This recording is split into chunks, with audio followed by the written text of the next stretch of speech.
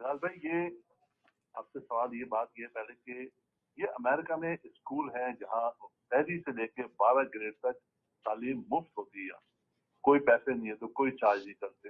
لیکن اگر آپ کو دینی تعلیم حاصل کرنا ہے، آپ کسی مسجد میں جائیں گے، داخلہ لیں گے، اسکول کی دینی تعلیم کے وہ 700 اور 800 پر بچہ دیتے ہیں.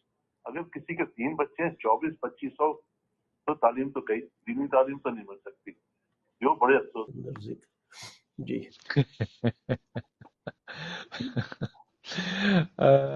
راشد بھائی، پہلی بات تو یہ کہ آپ دین کو دین ضرور سمجھتے ہیں، میں دین کو ایک کارپوریٹ سمجھتا ہوں، یہ کارپوریٹ بزنس ہے. مسجد جو ہے وہ آپ اس کو اللہ کا گھر سمجھتے ہیں، میں اس کو اسلام کا قلعہ نہیں سمجھتا بالکل بھی. میں بڑی معافی کے ساتھ یہ بات آپ سے کہہ رہا ہوں. مسجد بنیادی طور پہ مسالک کے قلعے ہوتے ہیں، اور یہ آپ اپنے امام کا جو حلیہ دیکھیں گے، آپ کو امام کے حلیے سے پتہ چل جائے گا کہ یہ وہابیوں کی مسجد ہے، یہ بریلویوں کی مسجد ہے، یہ دیوبندیوں کی مسجد ہے، یہ اہل تشیع کی مسجد ہے.